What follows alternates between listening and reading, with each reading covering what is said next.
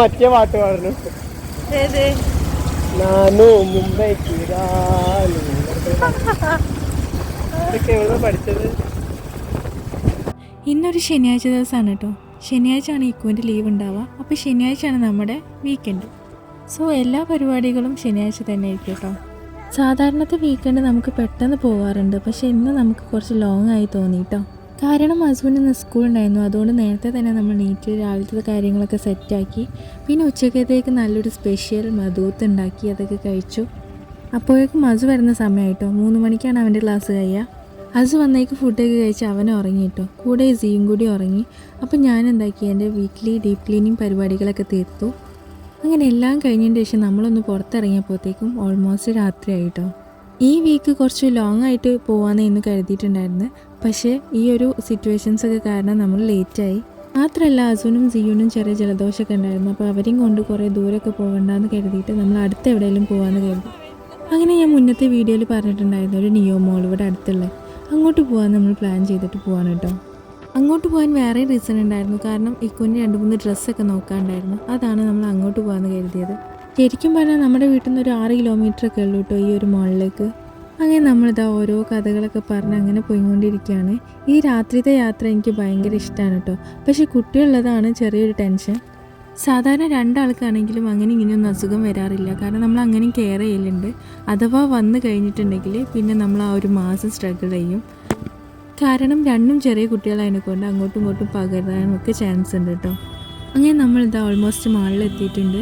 ഇന്ന് സാറ്റർഡേ ആയതുകൊണ്ട് തന്നെ ഭയങ്കര റഷായിരുന്നു കേട്ടോ. ഭയങ്കര ബ്ലോക്ക് ഉണ്ടായിരുന്നു അതിൻ്റെ ഫ്രണ്ടിൽ. ഈ ബ്ലോക്ക് കാണിക്കുന്ന സ്ഥലം മാളിൻ്റെ എക്സിറ്റ് ആണ് കേട്ടോ. അതാണ് അവിടെ അത്രയും റഷ്.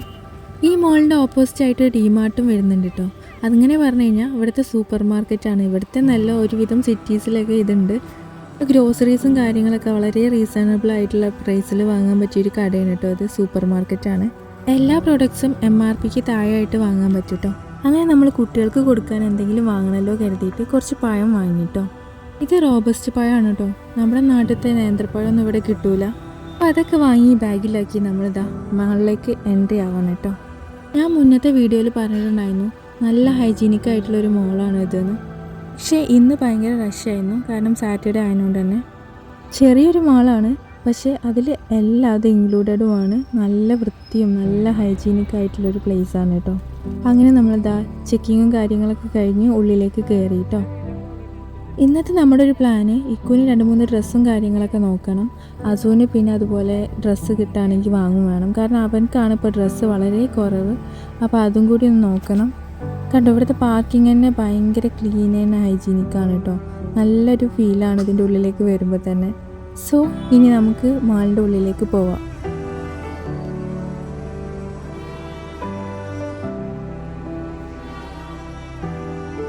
നമ്മളിവിടെ കൂടുതലും യൂസ് ചെയ്യുന്ന ഒരു ഷോപ്പ് മാക്സിമം സ്റ്റൈലപ്പും ആണ് കേട്ടോ. ഡ്രസ്സ് എടുക്കാൻ നമ്മൾ അവിടേക്ക് തന്നെയാണ് പോകാറുള്ളത്. പിന്നെ എനിക്ക് ഈ ഒരു മാളിൻ്റെ ഫുഡ് കോർട്ടാണ് തീരെ ഇഷ്ടപ്പെടാത്തത്. ഹൈജീനിക്കലി ഓക്കെ ആണെങ്കിലും ഫുഡിൻ്റെ ക്വാളിറ്റി കുറച്ച് മോശമാണ് കേട്ടോ. നമ്മളിവിടുന്ന് KFC ആണെങ്കിലും മക്ഡൊണാൾഡ്സ് ആണെങ്കിലും പിന്നെ ഡൊമിനോസ് ആണെങ്കിലൊക്കെ കഴിച്ചിട്ടുണ്ട്.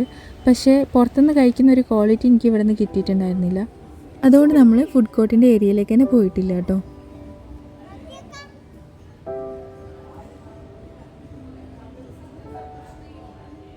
നമ്മൾ ഈ എസ്കലേറ്റർ കയറി ഇറങ്ങുന്നതോടെ തന്നെ നമ്മൾ കയറാൻ ഉദ്ദേശിക്കുന്ന ഷോപ്പുണ്ട്. സോ ഡയറക്റ്റ് അങ്ങോട്ട് പോവുക, ഡ്രസ്സ് എടുക്കുക, അതാണ് നമ്മുടെ പ്ലാന്. അപ്പോൾ പോവല്ലേ.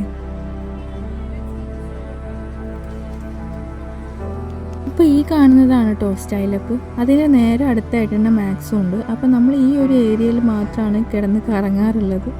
ഇന്നിവിടെ കുറച്ച് ഓഫേഴ്സും കാര്യങ്ങളൊക്കെ ഉണ്ട്. പക്ഷേ വലിയ സൂപ്പറായിട്ടൊന്നും എനിക്ക് തോന്നിയിട്ടില്ല ഓഫേഴ്സ്. സോ നമ്മളിവിടെ കയറിയിട്ട് 2 ഡ്രസ്സും കാര്യങ്ങളൊക്കെ എടുത്തു. അസുവിനൊരു ടീഷർട്ടും ഇക്കുവിനൊരു ജീൻസും മാത്രമേ നമ്മൾ അവിടെ നിന്ന് എടുത്തിട്ടുണ്ടായിരുന്നത്.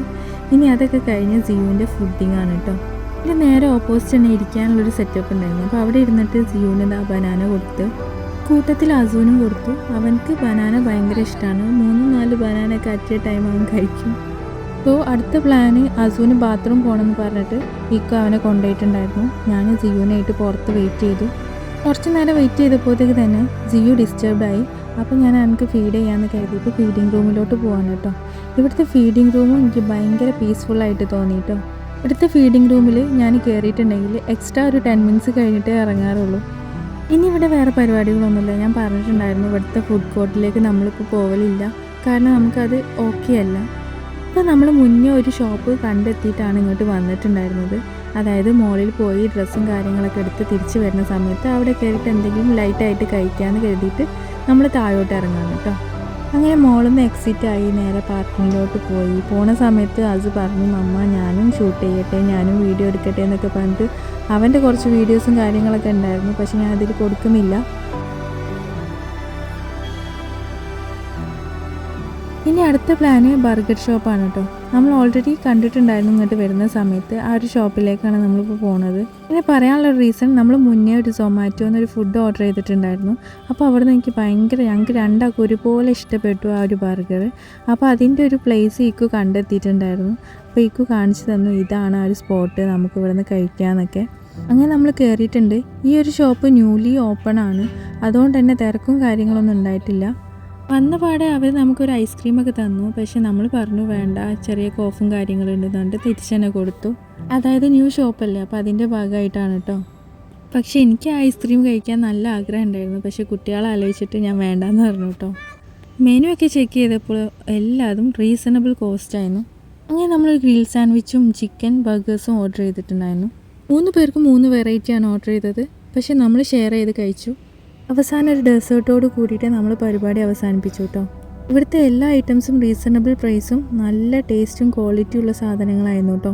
സോ എല്ലാതും കഴിഞ്ഞതാ ഇനി വീട്ടിലോട്ടാണ്. അപ്പോൾ ഇന്നത്തെ വീഡിയോ ഞാൻ വൈൻഡപ്പ് ചെയ്യാണ്. അടുത്ത വീഡിയോയിൽ കാണാം. ബൈ.